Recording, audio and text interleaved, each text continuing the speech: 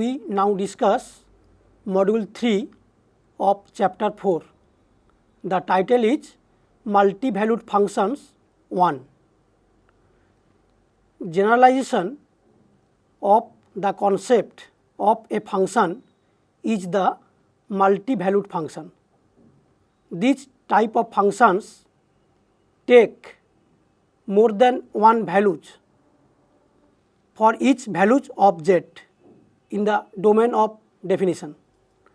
Said theoretically, these type of association are not functions, but by the abuse of language, we call this type of association as multi-valued functions. To study such type of functions, we consider one of the possible values of the function for each z in the domain of definition. As for example, we consider the function fz equal to z to the power half equal to plus minus root over r into e to the power I theta by 2, where theta varies from minus pi to pi. Theta may be equal to pi. This function is multi-valued function. It has two values, plus minus root over r e to the power I theta by 2, where theta varies from minus pi to pi and theta may be equal to pi.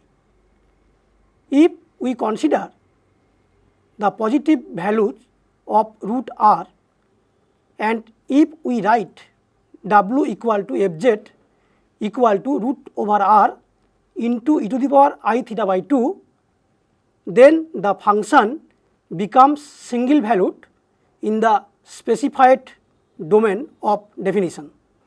In general, every multi-valued function can be considered as a collection of single valued functions, each member of which is called branch of the multi-valued functions. In this module, we discuss about branch point, branch cut, and also branch point at infinity. After that, we consider the logarithmic function of a complex variable z. We show that this function is a multi-valued function. Then we show that this multi-valuedness arises due to the many valued of its argument. So now we go to our presentation. So we are discussing multi-valued functions 1. So we recall that a function w equal to fz is called multi-valued function if for all or some z of the domain we find more than one value of w. Thus, a function f is said to be single valued if f satisfies the property f of z equal to f of z of r theta equal to f of z of r theta plus 2 pi. Otherwise, f is called as a multi-valued function. We know that a multi-valued function can be considered as a collection of single valued functions. For analytical properties of a multi-valued function, we just consider those domains in which the functions are single valued.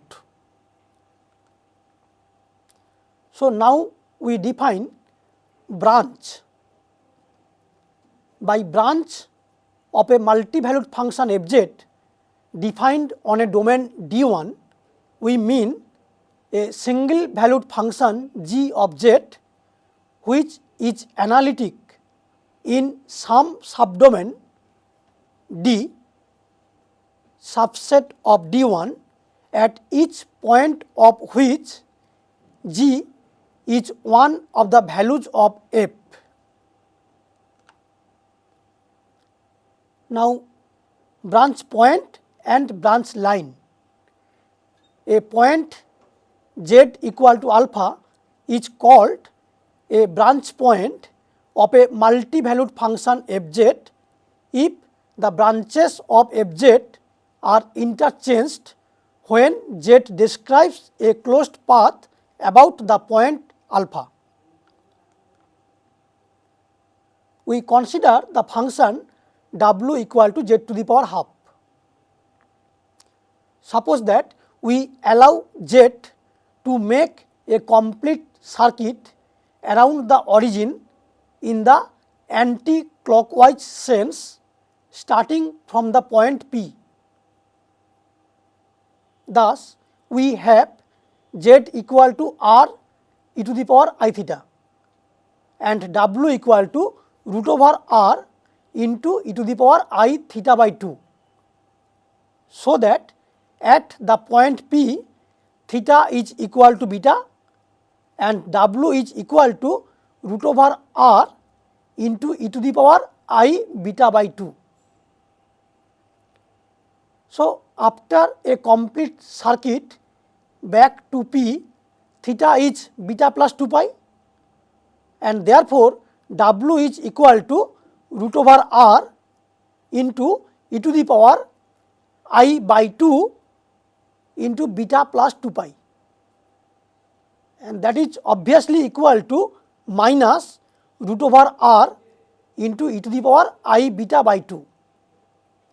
Thus, we have not achieved the same value of w with which we started.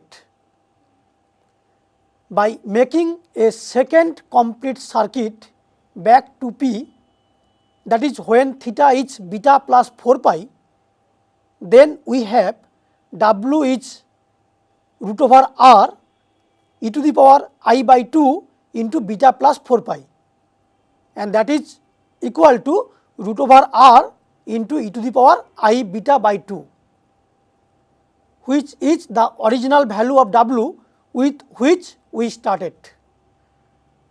Thus, we can say that if 0 less or equal to theta less than 2 pi, we are on one branch of the function w equal to z to the power half, and while if 2 pi less or equal to theta less than 4 pi, we are on another branch of the function. So, for this see next figure. So, here P is the point where argument is beta.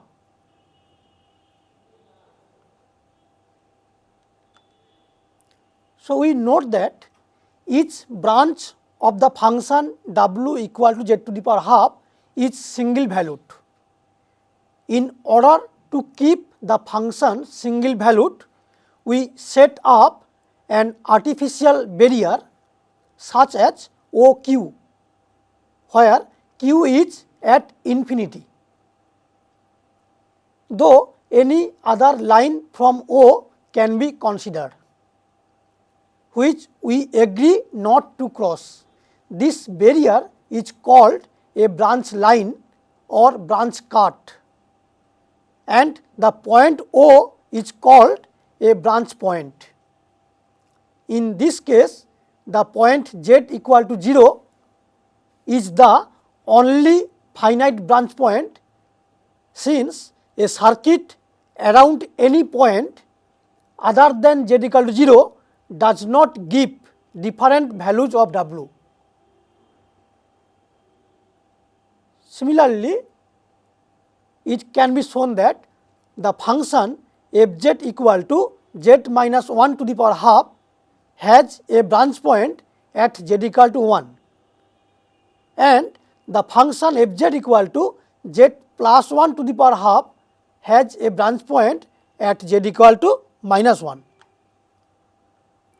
So, now we consider an example.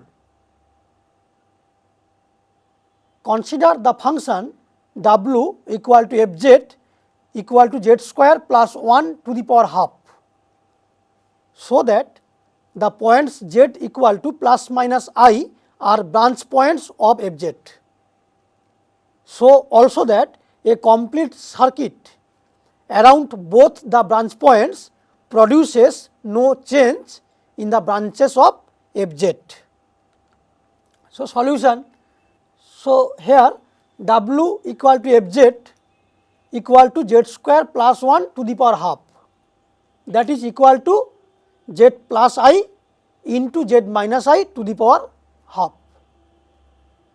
Therefore, we can write argument of w is equal to half into argument of z minus I plus half into argument of z plus I.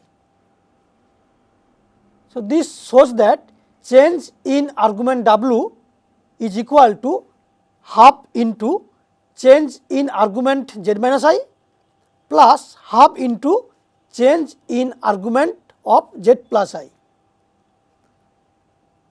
Let C be a closed curve enclosing the point z equal to I, but not the point z equal to minus I. For this, see next figure. Then as point z goes once counterclockwise around C, we have change in argument z minus I equal to 2 pi, while change in argument z plus I is 0. So this is our figure. C is a closed curve enclosing the point z equal to I only, but not z equal to minus I. So after one complete circuit, the argument z minus I changes into 2 pi, but argument of z plus I remain fixed. So change in argument w is equal to pi. Hence w does not return to its original value, that is, a change in branches has occurred. Since a complete circuit about z equal to I alters the branches of the function, z equal to I is a branch point.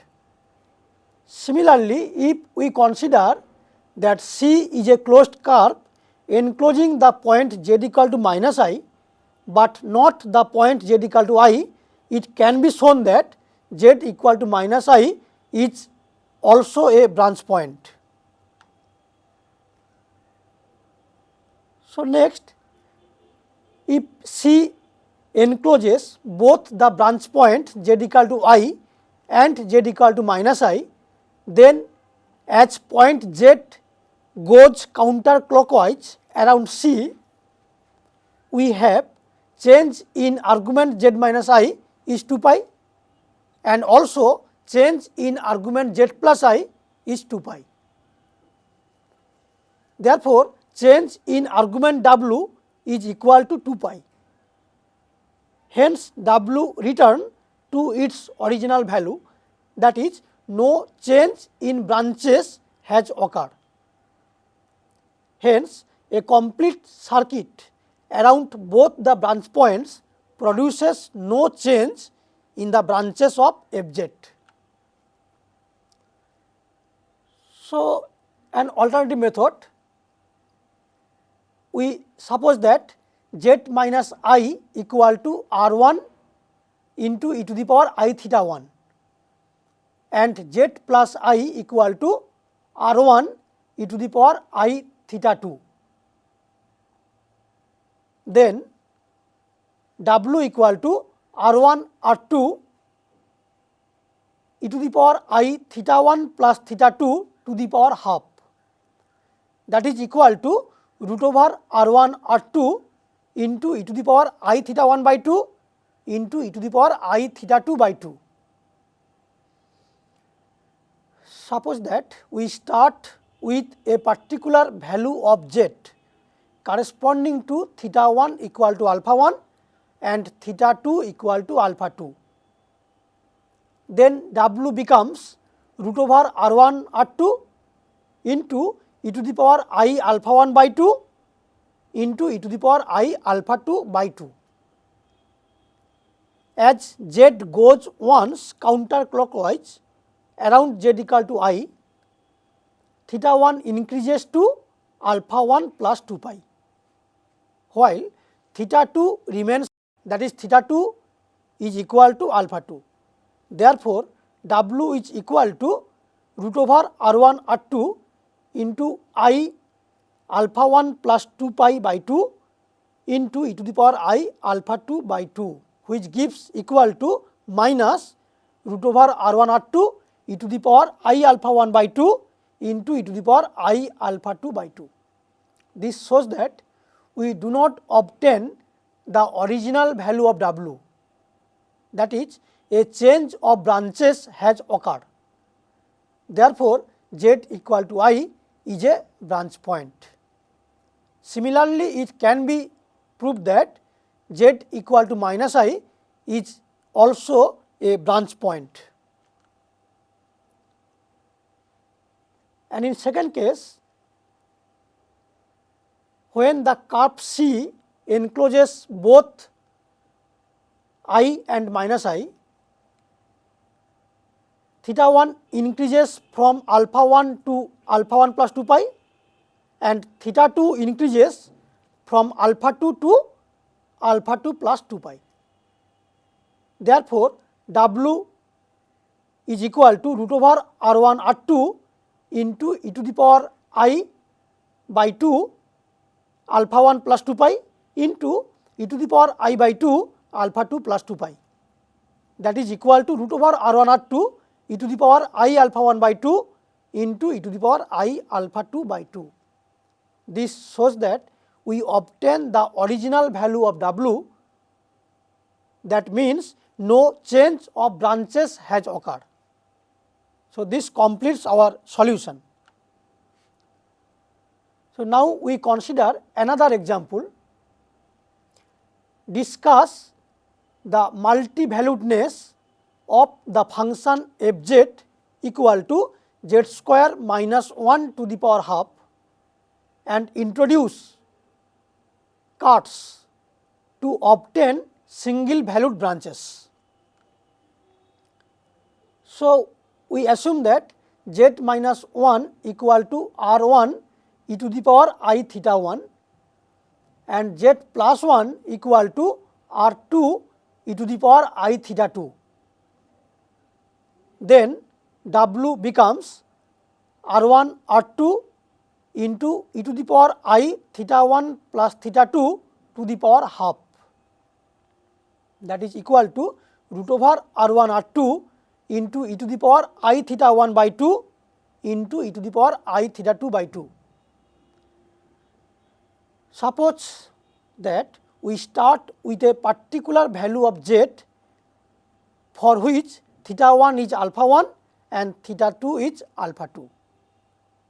So, W is equal to root over r1 r2 e to the power I alpha 1 by 2 into e to the power I alpha 2 by 2.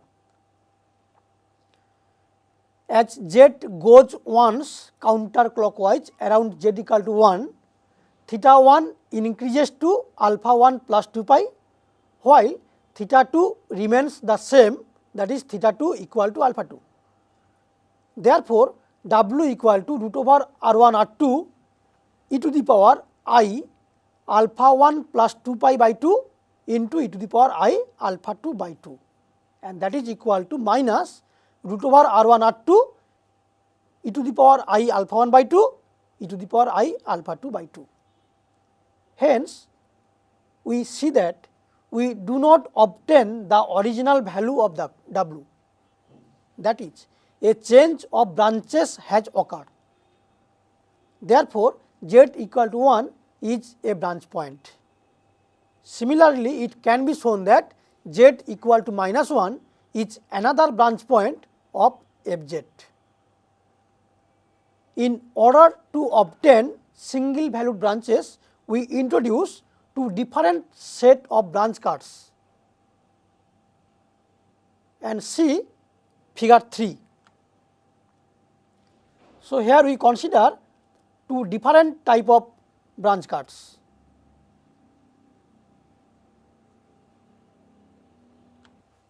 A branch cut between the points -1 and 1 on the real axis. In this case, consider the closed contour C enclosing the branch points -1 and 1. Here Fz returns to the value W equal to root over R1 R2 e to the power I alpha 1 by 2 into e to the power I alpha 2 by 2. So, it is a single valued branch. Number 2, in this case two branch cuts on the real axis from -infinity to -1 and +1 to infinity. Here the contour gamma does not enclose any of the branch points, so that function Fz remains single valued as z makes a complete round through gamma initiating from z. So far we have discussed about multi-valued function, its branches, branch point, branch cut. We now discuss branch point at infinity. We also provide some example how to find branch point at infinity. After that, we will discuss about logarithmic function of a complex variable z. We consider W equal to log z, z not equal to 0, and we show that this is an example of multi-valued function. We also show that this multi-valuedness of logarithmic function arises due to the many valued of its argument. Now we go to our slide presentation. So now we discuss branch point at infinity. To examine the branch point at infinity, we use the transformation zeta equal to 1 by z and then examine for the point zeta equal to 0. So we consider an example. Determine the branch points of the function Fz equal to z cube minus 1 to the power half. So the roots of this equation, that is z cube minus 1 equal to 0, are 1 minus 1 plus I root 3 by 2 and minus 1 minus I root 3 by 2. That is, the roots are 1 e to the power 2 pi I by 3 and e to the power 4 pi I by 3. We write this as 1 alpha and beta. Therefore, we can write Fz equal to z minus 1 to the power half, z minus alpha to the power half into z minus beta to the power half. So, there are branch points at each of cube roots of unity. To examine the branch point at infinity, we replace z by 1 by zeta and obtain f of 1 by zeta equal to 1 by zeta cube minus 1 to the power half, which is equal to zeta to the power minus 3 by 2 into 1 minus zeta cube to the power half. Now, zeta to the power minus 3 by 2 has a branch point at zeta equal to 0, while 1 minus zeta cube to the power half is not singular there. Hence, 1 by zeta has a branch point at zeta equal to 0. Therefore, Fz has a branch point at infinity. We consider another example. Determine the branch points of the function Fz equal to z cube minus z to the power 1/3. So, here fz equal to z cube minus z to the power 1/3, that is equal to z to the power 1/3 into z minus 1 to the power 1/3 into z plus 1 to the power 1/3. Therefore, the branch points are z equal to minus 1, z equal to 0 and z equal to 1. To examine the branch point at infinity, we replace z by 1 by zeta and we obtain f of 1 by zeta is equal to 1 by zeta into 1 minus zeta to the power 1/3 into 1 plus zeta to the power 1/3. Since f of 1 by zeta does not have a branch point at zeta equal to 0, the original function fz does not have a branch point at infinity. So, now we introduce logarithmic function of a complex variable z. So, we now introduce the logarithmic function of a complex variable z. At first, we recall some properties of the real valued logarithmic function. For every positive real number x, there exists a unique real number y such that e to the power y equal to x. We write y equal to ln x. We also note that for x1, x2 both positive, we have ln x1 x2 equal to ln x1 plus ln x2. Here ln means log function for real variable. The function y equal to ln x maps the positive reals onto the set of reals and is the inverse of the function y equal to e to the power x. Since e to the power x is 1 to 1, its inverse is also a 1 to 1 function. We thus define the logarithm of a complex number z denoted by log z as the set of all values w equal to log z for which e to the power w equal to z. Thus, for z not equal to 0, we have w equal to log z if and only if e to the power w equal to z. Now, note, since the exponential function never vanishes, there is no logarithm associated with the complex number 0. There are infinitely many values of the logarithm associated with every non-zero complex number, as the exponential function assumes every non-zero complex number infinitely often. At the end of this module, we came to know about multi-valued function, and we note that every multi-valued function can be considered as a collection of single valued functions. Each member is called a branch of the multi-valued function. We also came to know about branch point, branch line, and how to calculate branch point for a function. Some problems are also discussed in this module.